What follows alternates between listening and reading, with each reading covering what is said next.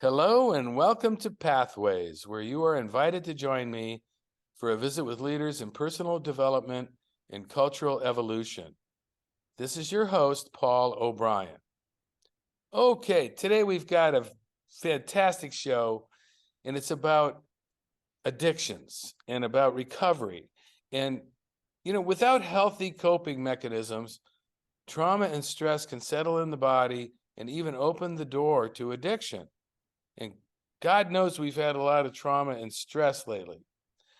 Recovering from addiction means finding ways to enter a healing process that allows us to rediscover ourselves in new ways with tools that are supportive and life enhancing instead of self-defeating and destructive. Our guest on Pathways today is Stephen Washington, author of the new book, Recovering You: Soul Care and Mindful Movement for Overcoming Addiction.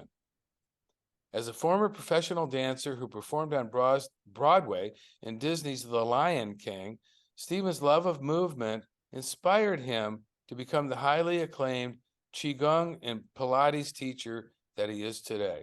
Stephen lives a joyful life of recovery and is passionate about helping others as they navigate towards health and happiness. Hello, Stephen, and welcome to the Pathway Show. Hello, Paul. Thank you so much for having me. It's lovely to be here. All right, let's start out by asking you, how did you come to write this book? Actually, this book was originally a online course that I created, and it had a completely different name. The course was called Release, Recover, and Renew. And I created that course, I think, in 2018. And as I was creating that course and putting it out there into the world, part of me knew that that was just going to be the beginning of the conversation I was going to have with other people around the topic of addiction, and just the beginning of the sharing of the tools that I have used and gathered over the last 20 years of recovery. So this book came about. I started writing it about 2 years after that, after Georgia from New World Library approached me about writing a book. And I just thought that this topic would be very special and much needed. Like you said at the beginning, we could all use self-care tools, because at the heart of the book, it's about self-care and stress management.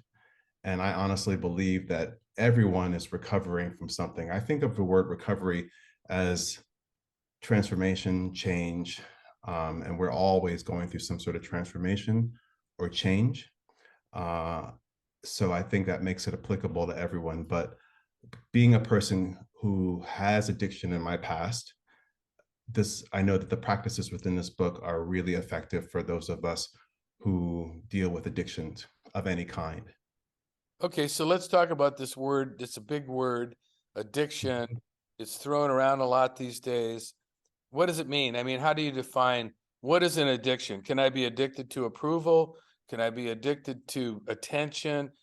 Or is it I know it's more than substances. There's habits. How would you define addiction? Because I agree with you. I think that everybody is dealing with something of an addictive nature, and it kind of is it's one way to interpret Buddhism, which says that suffering is caused by attachment that causes that we can't get away from. So how would you define addiction? That's a really great question. For me, addiction means a attachment, a connection to a particular behavior that, despite negative consequences, we continue to repeat over and over and over again, and perhaps expecting different results. Okay. And then your book's subtitle is very interesting: Soul Care and Mindful Movement for Overcoming Addiction. So what do you mean by soul care, and why is it so important? Well, I believe that soul care is something that is important for each and every one of us. And whenever we do anything that takes care of our body, our mind, and our spirit, we are also tending to the soul. Anything that we do for our bodies physically, just daily self-care, uh, affects our soul, that deepest part of ourself. It also affects our emotions, another deep part of ourselves. I look at soul care as something that is connected to those three parts of ourselves, because none of those parts, the soul, the body, the emotions, can be separated. And the body is the foundation for everything else. And so anything that we do that takes care of the body also impacts the deeper layers of ourselves, really our essence. Okay, so soul is kind of a deep definition of ourself, of our Mm-hmm. fundamental self. Okay, now you write, in my observation of myself and others in recovery over the years, I've seen a correlation between addiction and high sensitivity. And I found that to be a very interesting statement. Can you elaborate, please? Absolutely. Well, I consider myself to be a very sensitive person. I grew up in a very chaotic environment, and that chaotic environment was very difficult for someone like myself who was very sensitive. And I think one of the things that makes us very sensitive is trauma. And that's another word that's being talked about a lot in Yeah, our culture. And what we're starting to understand is that there are many ways that we experience trauma. Trauma is not just about going off to war and the impacts of war, or being a victim of a violent crime or anything like that. There's so many other things that one can experience that would would fall into the category of trauma. right, And when we are dealing with trauma and trauma impacting the body, without any way of managing it or addressing it, it makes our system very overly sensitive. And so I know in my circumstance, I am a person who was very sensitive. And also my nervous system was very oversensitized because of trauma in my life. And I think all of that really primed me for looking outside of myself for relief. right.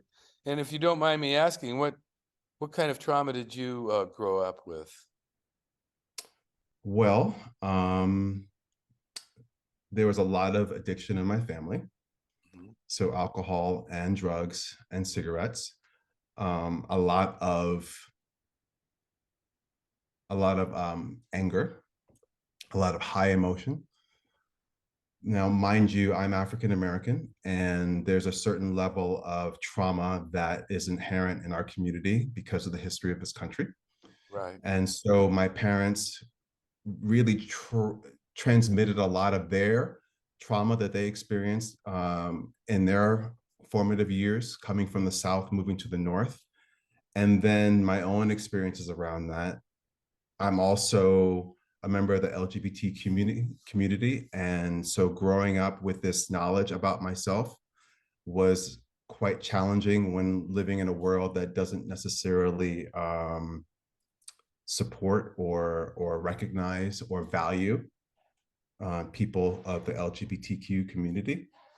And so those are just a few things that I experienced growing up that that were quite traumatic for me.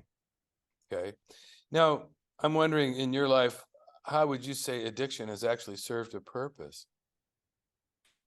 Well, I think for a long time, my use of alcohol and drugs and cigarettes and even food helped me to survive. They helped me to survive because what I was looking for, without really even knowing it, was a way to self soothe Right, and to self regulate. I didn't know that's what I was doing, but that's clearly what I was doing. And those things helped me. And for a long time, they worked. They worked really well until they didn't work anymore, until there were consequences, and the consequences became greater and greater over time. right. You know, you say in your book, and I quote, the details differ, but we all want freedom from the things that keep us feeling separate from ourselves and from others. That's the first level of freedom we seek: connection, companionship, and love. Then there's the freedom we seek within our own minds, from patterns of thinking, perceiving, behaving, and interacting that leave us feeling like hamsters on a wheel. Round and round we go, getting nowhere until we're ready to step off and start the life that is patiently and faithfully waiting for us. Oh, that's just beautiful. Very, Thank you. very profound about our desire for freedom and and how addictions keep us stuck on some hamster wheel. Trapped. Yeah. Trapped when you feel like you have very few options. Now, Yeah. your book is so practical. It's such a healing manual for people. And like you said, I think it applies to everybody. It's sort of like we've all are dealing with ways that we're stuck or things, coping mechanisms that we compulsively turn to. And you point to some self-care strategies or techniques, such as, and three in particular: deep breathing, self-massage, and meditation. And you point to these as essential practices for daily wellness. How have you incorporated these practices into your life? That's a really good question. Thank you for asking that, Paul. Well, I found these practices over time. A lot of these practices came into my life about 10 years into recovery. And it came at a time when I was very desperate for tools to help me live life on life's terms after 10 years of sobriety, after my life had gotten so big. And self-massage, I went to massage school, and that was probably one of the greatest gifts that was ever given to me. Um, and I learned there that self-massage is a wonderful way to connect with oneself. It's one of the greatest gifts that we can give to ourselves, probably one of the most loving and compassionate gifts that we can give to ourselves. And so some sort of self-massage is part of my self-care routine just about every day. I always end the day by massaging my feet. The feet, I teach people how to massage different parts of their body in the book, and I Yeah. think the feet are so incredible. They support us in and out of every single day, and they don't tend to get a lot of good treatment and respect. So I think it's important to do that, and that's an important part of my practice. And I start off my day by just connecting to my breath. I take a few deep breaths when I wake up, and I just reflect on what my intention is for the day. I usually start my day off with a little bit of prayer and a few moments of silence and some deep breathing. That's very helpful for me. And I always end my day with a bit of meditation in bed and a little bit of reading. Those are the things that I do that are kind of like bookmarks throughout my day. And then I fill in other things depending upon what I need during the day. It might be a 12-step recovery meeting. It might be spending time out in nature. It might be meeting with a friend, connecting with another person. Because I think one of the things that I really try to stress in this book is community, and how important community and connection is in relationships, and how that is very vital to successful recovery, but I think it's also vital to good mental health. Yeah, you So talk. those are the ways. Mhm. Thank you. Um, you talk about how addiction breeds isolation and how important community is in the recovery process. Um, that that seems pretty key to me. And I imagine there's a lot of people who are suffering from an addiction of some sort. Maybe they don't even define it that way, and they find themselves isolating themselves and becoming more lonely and alienated from everybody, including themselves. And um, so, when you're talking about community, are you like focused on 12-step meetings, or is it a broader definition? It's broader than that. I use 12-step recovery as part of my community because that's what's worked for me. But there are also other groups that aren't 12-step related that can provide community. Some people find community in their spiritual life, in their spiritual centers. I think that's important too.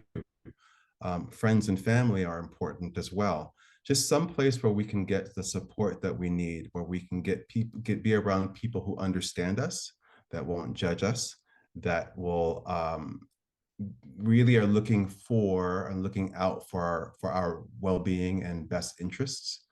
I think that that's important, and just not keeping your suffering or your difficulties to yourself. A problem shared is a problem halved. I think that's really important. And one of the things that we often tend to do, especially when you're dealing with addiction, is we try to just keep things to ourselves. And that's in part because of fear and because of shame. We may be doing things in our lives that we feel shameful about, or we may have had experiences where we feel shameful about them. And that keeps us silent, and that keeps us, what I think, sick as well. So it's important to really try to build a community. I think addiction is so much about isolation, and recovery is so much about community and having social support. You talk about shame, and you mentioned in the book what a big part shame is in addiction. And I'm wondering, how can we loosen its grip on our lives? It's a good question. I always love to refer back to something that sociologist Brene Brown has said about shame, that shame needs three things to survive: silence, secrecy, and judgment. And when we share our shame with someone who is trusted, someone who has earned the right to hear us speak about our shame. You don't want to just talk about those things with just anyone. Not everyone has earned the right to hear such a deep, intimate part of yourself. But it's important to find someone who can listen to you, so you're not keeping it silent, you're not keeping it a secret, because things fester and grow in the dark.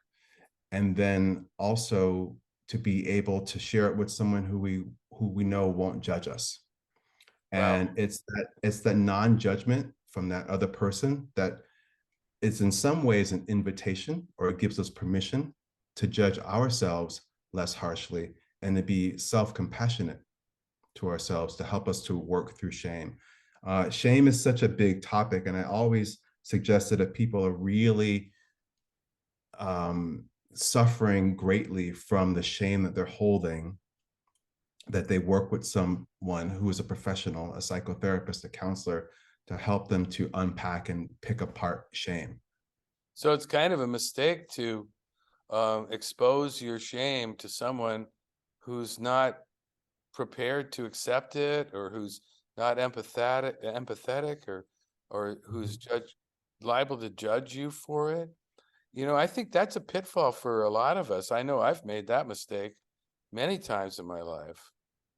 Not Um, everyone is able to hold our shame, like right, holding space for someone. Not everyone is able to do that. right. So how do you tell if somebody is able to, or that they're trustworthy enough to do that for you? Well, I think that what's important is to pay attention to the history that you have with that person, and just notice whether or not this person has been able to support you in the small things, but also in the larger things, and that they really have an interest in you, not just when you're doing well, but also when you're not doing well. I think that's really important. And listening to your intuition. I talk about intuition and tapping into that part of ourselves. And for some people, it's challenging to trust their intuition, because they think that what they tell themselves isn't necessarily um, worth following, or is good advice, or good direction, or guidance. But I feel as though each and every one of us has intuition, has a level of intuition and inner wisdom, and we've just gotten into a habit of not paying attention to that, to doubt for doubting ourselves, and not really allowing that part of ourselves to have a voice and to listen to what it offers. So I think that if we listen to that and tap into it, we'll be able to determine who to trust in terms of who to bring our shame to and who not to. And sometimes there'll be mistakes. We might share something with someone and they're not really able to hold what we bring to them, and we can consider that as a lesson learned. But I feel as though we should never stop trying, because it's that connection is so important in recovery. We all need connection. People need people. Right. Yeah, well, like you say, one of the markers of shame is secrecy. And so I could imagine somebody feeling like, well, I don't want to hide. I don't want to um, pretend. And so I'm going to be super open. And this kind of brings up the possibility that a person can be too open with the wrong people, Yeah, which is not definitely. something I you ever read about, but it occurs to me that that's something to be careful about. Of course. And that, I think that's one of those lessons that we learn in life. We learn in adulthood. We learn how to have relationships with one another. And hopefully we're learning how to have healthy relationships with one another and have boundaries. Now, you bring up the fact that stress itself can trigger us, and that being triggered can lead to panic or worry. And so I want to ask you about triggers, and you have a concept in the book that I had never seen before, which is the trigger plan and why it's important to have one. Can you Mhm. explain that? Well, triggers is it's just something that each and every one of us has. We can often feel triggered by stressful events. And as someone in recovery dealing with addiction, it's really important to have a sense of what your triggers are because they are going to happen at some point in your life in recovery. And it's important that you have a plan of action when you feel triggered. And people feel triggered in different ways. Like some people feel triggered to relapse when things are going well in their life. Some people feel triggered to relapse when things are bad. Some people feel triggered by certain people in their life, or some people feel triggered when it's payday and they suddenly have extra money in their pocket and time, and that could lead them to use. Some people, it's a location, and I say all these things because those are things that were very much a trigger for me in early recovery. There were certain people that I could not allow myself to be around because it was just too triggering for me to be with them because it would remind me of my active using, or certain neighborhoods I couldn't be in. I had to avoid them because it was just too triggering because I spent time in that bar and that bar, and it was just too much for me. So I had to think of ways to avoid or to take care of myself. And some of the things that I did was, if I knew I was going to enter in a difficult situation, or even if I didn't, I would be prepared enough by like having a list of people that I could call when I'm feeling triggered. Mhm. And I would call those people, and I'd have several because you're not always going to get someone on the phone. So you want to have someone else to call or someone else to reach out to.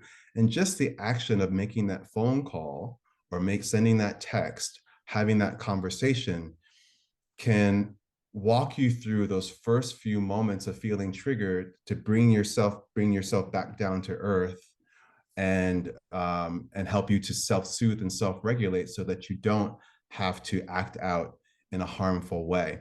That's one of the things I would do.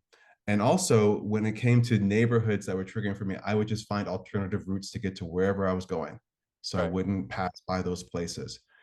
Things like that are really important to think about, to consider, and to have in place so that you're not caught completely off guard, but also so that you don't live your life constantly looking for that. You want to be able to live with a sense of freedom, like we talked about earlier. Right, right. Well, we've only got about a minute left, and there's so much to talk about. There's so much in this book, like you talk about the gratitude break, taking a gratitude break. You talk about faith, the role of a higher power, or whatever you want to call it, and all the different things that people can call it. It's just so much here. But I want to just kind of close our conversation today by just giving you permission. Do you have any suggestions for our listeners about how to celebrate the holiday season without using? Oh, that's such a beautiful question. I was just talking about this in my monthly YouTube video. Well, if you're someone who is trying to stay sober through the holiday season, because it tends to be very triggering for a lot of us, it's important to surround yourself with people who are like-minded and trying to stay sober or to do life-enhancing things. So stick close, keep them close, have a bunch of numbers that you can call people if you feel like you need some extra support. It's okay to say no. You know, there are a lot of holiday parties that are happening right now and gatherings. And if you don't feel well within yourself, it's okay to say no. That's really important. And the word no is a complete sentence. You know, And then yeah. go ahead. Lastly, And then lastly, to whenever I'm in a party, I always make sure I have a non-alcoholic drink in my hand, because people who drink alcohol sometimes feel uncomfortable if they're talking to someone who doesn't have a drink in their hand. right? So that's what I do Okay. to navigate things like that. Well, Stephen, there's so much more we could explore, and we've run out of time. I want to make sure to tell our listeners about your website, which is www.stephenwashingtonexperience.com. All one word, stephenwashingtonexperience.com. And there they can find all kinds of information about your book and other works that you have put forth. And I want to say, Yes. for those who may have tuned in to Pathways late today, this is your host, Paul O'Brien, author of Intuitive Intelligence, a book that shares the theme of pathways, which is personal and cultural evolution. Now, don't worry, you can play and or share this interview whenever you want via the internet or as a free podcast, and I'll tell you how in a minute. Today, we've been visiting with Stephen Washington, author of Recovering You, Soul Care and Mindful Movement for Overcoming Addiction. I want to say thank you to all of our listeners for tuning into Pathways, which is broadcast and streamed on the internet at www.kboo.fm, produced every Sunday morning by Donald Altman or myself at 8:30 USA Pacific Time. Now, remember to help KBOO reach our $70,000 end-of-year membership drive goal by showing your support today at kboo.fm/give. Every donation is appreciated. Podcasts of today's show, which you can listen to and forward to others, are available for free at divination.com, spelled DIVI nation.com, as well as via iTunes, my YouTube channel, and other free podcast servers. This is Paul O'Brien reminding you to tell your friends about Pathways Radio and podcasts. And thanks again to Stephen Washington and all you listeners for tuning in and being a part of the Pathways conversation. Whoops.